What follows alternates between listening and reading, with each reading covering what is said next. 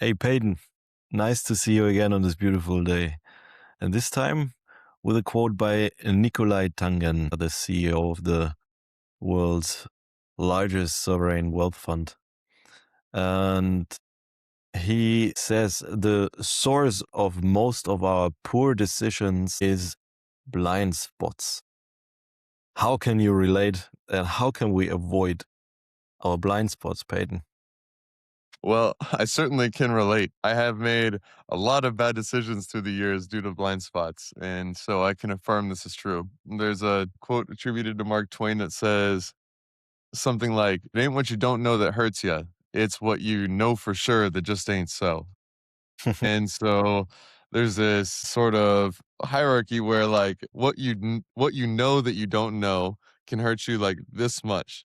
What you don't know that you don't know can hurt you this much. Like a ton of our chaos in our life comes from assuming that we have all the answers when in reality we're blind to some element of what's at play or what the big factors are, or what the right strategies are, and we don't know what we don't know. This is how we get ourselves into so much headache, so much chaos, so much trouble. We make things so much harder than it needs to be because we are lacking a view of the strategic landscape and barreling forward with a very limited view of what's in play. And so the art of making better decisions, the art of being less wrong in our strategies comes down more and more and more toward one, always remembering that the sphere of what we're aware of and what we're aware of that we either know or that we don't know is a subset of reality that is surrounded by what we don't know that we don't know. So every decision we make comes with limited awareness of all of the factors at play, certainly limited awareness of the proper way to weight all of the factors at play. And so before we make any decision, doing a scientist mind, not an advocate mind, but a scientist mind. Try to disprove our hypothesis. Try to uncover all that we know all that we don't know that we don't know. This is at least the first step to being less wrong. And we'll never figure out everything that we don't know that we don't know. At least we need to acknowledge that that is most of the ocean and that we possess a cup of knowledge in relation. How do you think about this? What is the right strategy? And given all of this, there might be a temptation to never act. That would be the wrong lesson from this. How do we discern between the balance of acknowledging and taking into account all that we don't know, with actual life of thrusting ourselves forward into the arena and taking action with the limited information at hand?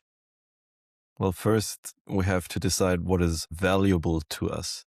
So we have to decide what is the thing that we really care about so that we can act in the right arena. So if we decide to climb the wrong mountain and put a lot of effort into like reducing our blind spots in having the latest news articles or gossip information and reducing our blind spots in the sphere of pop culture, then probably is not the right mountain to climb. And the second is, how do we discern whether we can act on the right thing? So the first thing is we have to acknowledge that we are probably unique and we have a unique brain, and therefore we see things some people don't see, but also we don't see things that other people see, and we have a limited view. We have to acknowledge that we are limited and that we do not know much about many topics. And therefore, with this humbleness in mind, we can get help from others who probably know more in some fields. So you have to watch out for the people who can help you with things that you for sure know that you have weaknesses. So it is first, know thyself. You have to really audit what you know and what you can do and what you want to learn and what comes easily to you so that you can gather the complementary people, so that you can ask for help, the right people. And then you can get together and look at the thing in question, and then you can make it transparent. You can try to understand and frame the problem in a way which is helpful for you to understand so that you can gain insights into the mechanisms, how it works, how you could work together so that it works. And then only after you gathered insights, you can plan the proper adaptations, because otherwise you would just do things blindly, which sometimes can work, but is not a reproducible process. So it is, like you said, being the scientist of your own world and your own business and your own life, bringing the right people together that you want to share parts of your life with, and then looking at the stuff you want to change, gathering insights, and then planning the proper adaptations. And do that in a loop, because things will change, and you will change, the people will change. When you do that in a loop, this will lead to the right actions. And the right actions probably are most of the time very focused actions, because you want to discern for the next best step, at least when it's a little bit chaotic, when you don't have a proper plan in place, how things work, when there's big storms coming in your life or whatever, then you want to use this approach. Otherwise, you can go to people who already did the thing in question, how to raise a child, how to be a good parent, how to be a good friend, and so on. So there are many uh, heuristics and rules and helpful articles out there that you can ingest, and then you have like a proper plan in place. When it gets chaotic, you definitely want to get together with people who you care about, who care about you, and who have a complementary view on the things that you want to change. How do you think about getting together with the right people? What is your favorite mode of being together with the right people and working on problems, Peyton? Hmm. Hmm. One element of finding the right people to help us witness our blind spots or try to illuminate them or find their boundaries at least is discerning what type of blind spots we have. What kind of a problem are we working on? What is this circumstance at a very high level in which we don't know what we don't know? And three categories that come to mind that are not perfectly mutually exclusive, collectively exhaustive is a knowledge or tactical type of blind spot. Another is a wisdom type of blind spot. And another is a paradigm type of blind spot. And so a knowledge or a tactical type of blind spot could be something like you have a goal to achieve this sort of a thing in your business. Let's say that you want to increase the number of leads you're getting per week, and you have some maybe a sub goal of a larger goal. And to find out what you don't know within that, you want to find somebody that's succeeding at the thing that you wish to succeed at in as similar of an arena as possible, and find out what they do, what their tactics are, and really learn from their experience and ask them about their experience. Find ways to provide them value and have the ability to learn from them. And so, for example, if I have these three ideas of things that I could do, somebody that is in my industry that has already tested all three will tell me which one is a big opportunity, which one is a small opportunity, and which one is a waste of resources. And for the one that's a big opportunity, will have discovered that okay, these are the two keys. You have to nail these two parts, these two steps of the process if you want this thing to work out. You have to make sure that you have a high conversion rate at this part of the funnel, or you have to make sure that you're optimizing for distribution or a certain level of attention grabbing optimization within this marketing channel, as an example. These are the knowledge tactical type of blind spots. And so you want to find somebody who's succeeding at something that is as similar as possible to what you want to succeed in at this sort of narrowly defined goal. You then have wisdom type of blind spots. This is the am I climbing the right mountain? How is this thing going to go given that There's just this field of uncertainty and swirling human emotions and difficult judgment.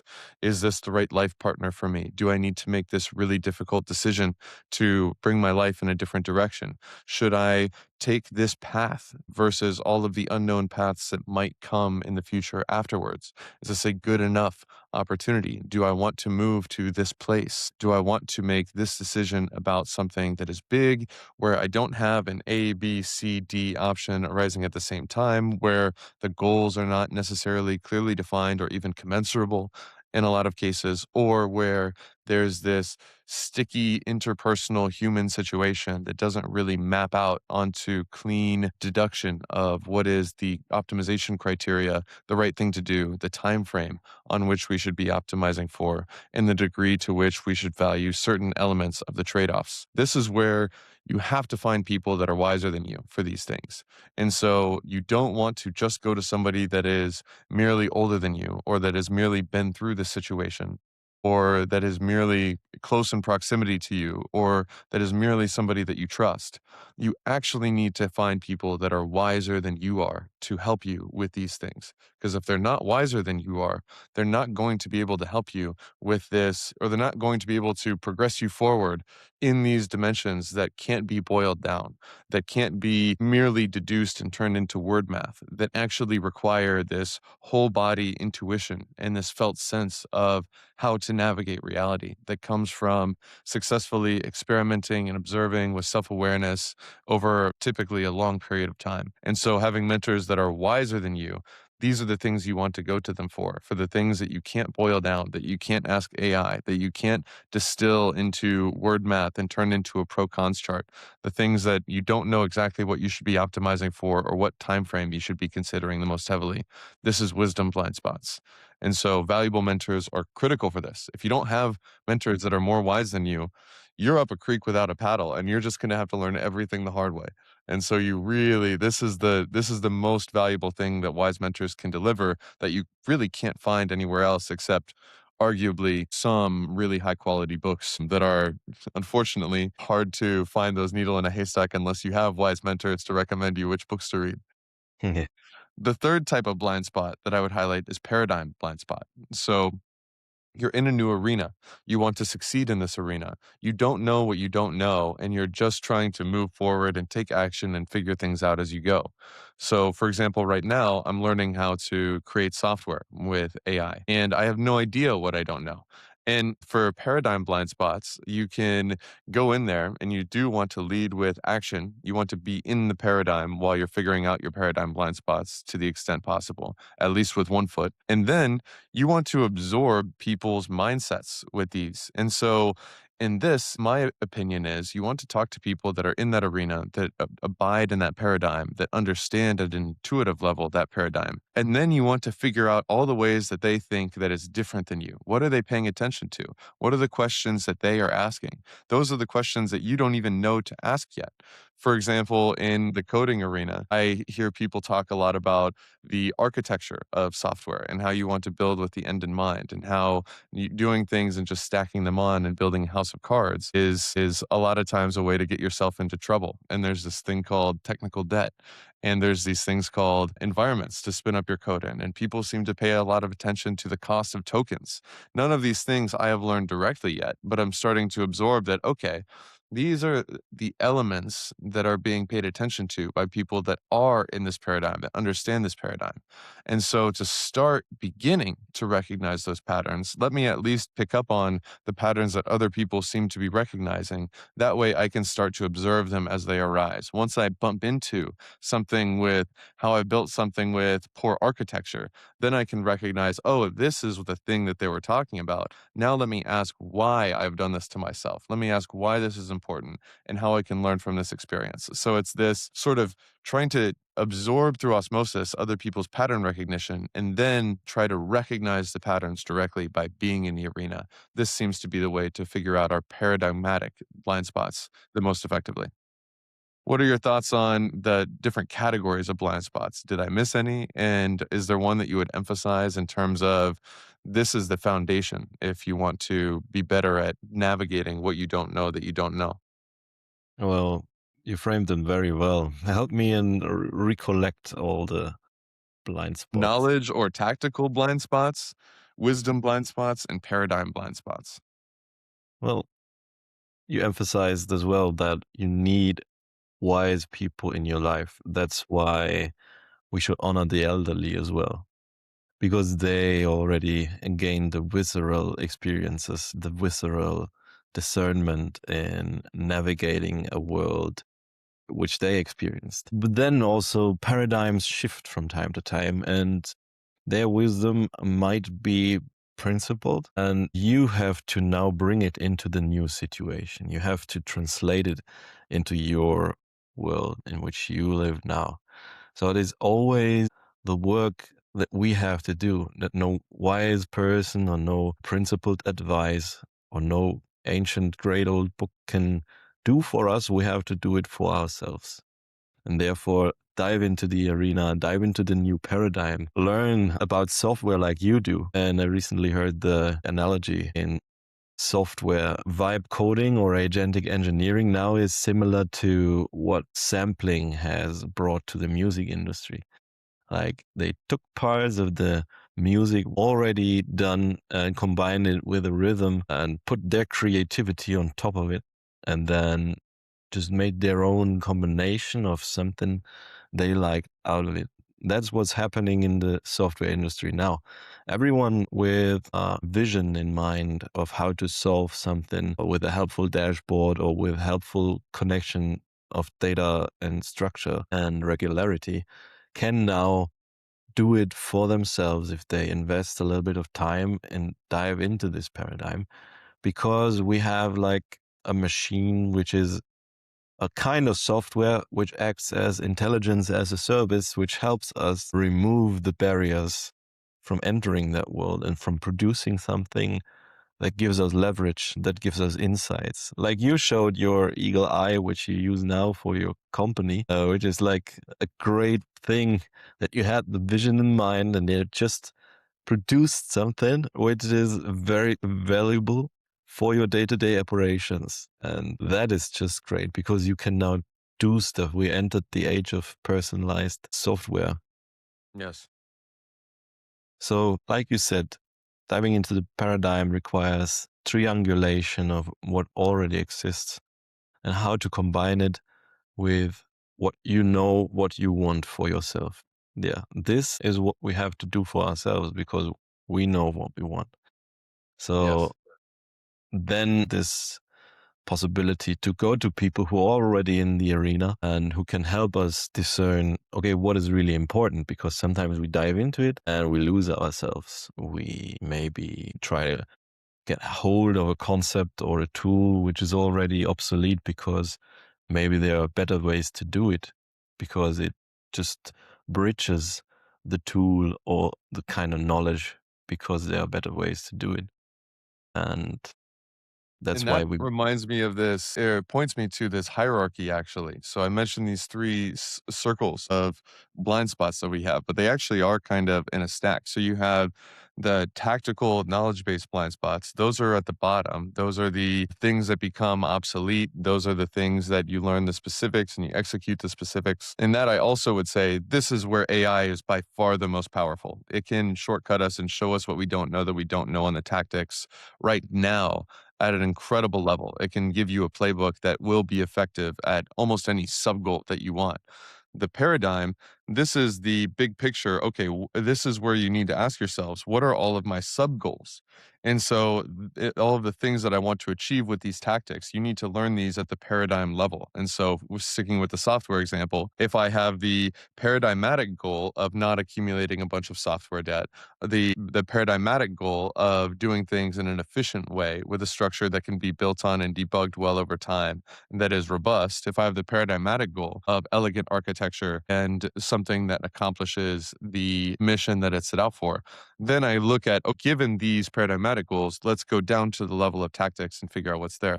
To figure out what paradigm to enter, what arena to step in, this is where you need the wisdom level. This is the level that you can't distill down into a pro con list, that you can't just put one word in front of another and make a wise decision.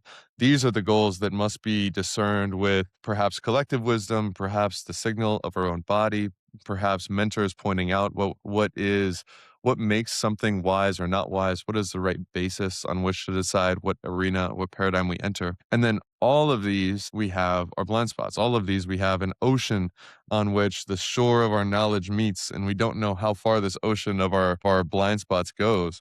And so the takeaway from that, in my opinion, is to think of all of these things, or many of these things at least, in terms of bets, especially those of us that can be visionaries. We can see something, we can visualize something in our mind, we can understand that a path could take this level, and we can think that because we can visualize it clearly, that therefore our hidden assumptions of timeline, our hidden assumptions of the path to get there, can we survive the path to get there, is all of these things that must play out for this vision to come to reality. We can gloss over them because we see it, we can recognize it. However, we need to keep this awareness that no matter how compelling our vision is, and this is a gift and it can really help us, but there's an ocean of our blind spots Hmm. that is also adjacent to any vision. And so this points us toward thinking in bets a little bit, thinking in, okay, given that there's an infinite amount that I don't know, how should I be hedging this? How should I make sure that if what I don't know kills me, that it's not completely ruinous on these Hmm. things? This can help us to deploy, to act, however, to not be ruined by any miscalculation that we make, given that we need to always price in that there's something that we don't know about whatever we're doing. And so this right size of things, even if we have a beautiful vision, maybe we only bet 20% on this beautiful vision until there's proof and evidence and it builds and it compounds. What do you think about this meta strategy, or what are the meta strategies? Given that there's these levels of blind spots that we will never know all that we don't know. What is the high level? How should we be making decisions, moves, directions, given all of our blind spots that will always persist, no matter how good we are at finding mentors and tactics? Well, in my opinion, ironically, leads back to what always has been there, and that is to build some kind of tribe around your life and around your vision, a tribe of mentors, a tribe of experts, a tribe of believable people who are, and that's the most important part, honest with you, who you give the approval of, hey, and who you ask, be honest with me and give me tough love, even if it hurts, because only then I can figure out what really is my blind spot. Because many people, and especially in Switzerland, wouldn't dare to say and point something out which they recognize as being a flawed approach in whatever people do, and figure out this a flawed approach because they want to keep the friendship, because nobody asked for it or nobody gave them permission to give tough love.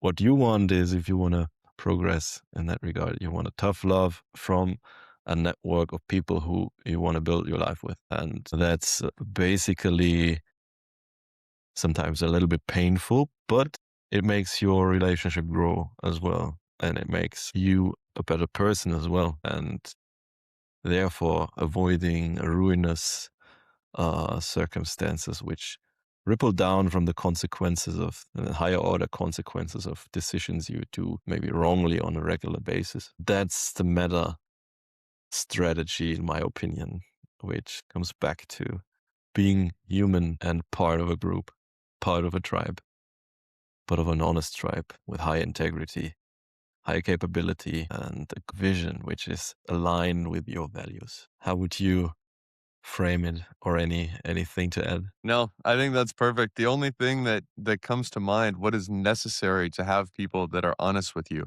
What is necessary to seek out all that you don't know? What is necessary to try to go disprove yourself before the world disproves yourself the hard way? And this, I think, is this dichotomy between, do you have your opinions or do your opinions have you? Do you have your identity or does your identity have you?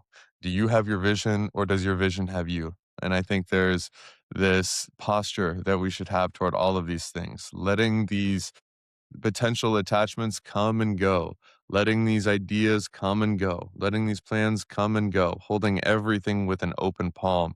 This allows us to continually receive new information and be guided and flow rather than to be rigid until we're snapped by reality. And so Hmm. that's kind of the last posture of my intention this week is to be flexible with my plans, my visions, my tactics, my paradigms, and even wisdom so that I can receive new, better information, so that I can shine a light on the areas that have been blind or have it shined for me by people wiser than me. This is my intention for this week. How about you? Any last intentions from you? Well, I got an addition to make to the quote we started with. The source of most of our poor decisions is blind spots. And another guy, Ray Dalio, frames it, there are two barriers to our success. It's like our blind spots and our ego. And like you talked about it now, does your identity have you, or do you have your identity? It is the difference between being blocked by your own ego in terms of being hurt so that valuable relationship with somebody who gives you tough love falls apart, or not. Or are you grateful for being pointed out some flaws of your own, of your approach or whatever, so that you can evolve in the bigger picture? Yeah, Okay. and my intention is as well to have discernment between in which modes does my identity have me, and where do I form my identity to through the proofs of actions that I build out. Great intention, man. Great intention. I'm right there with you. I appreciate you sharing your thoughts. I will talk to you in the next one. Likewise, Pete. See you soon.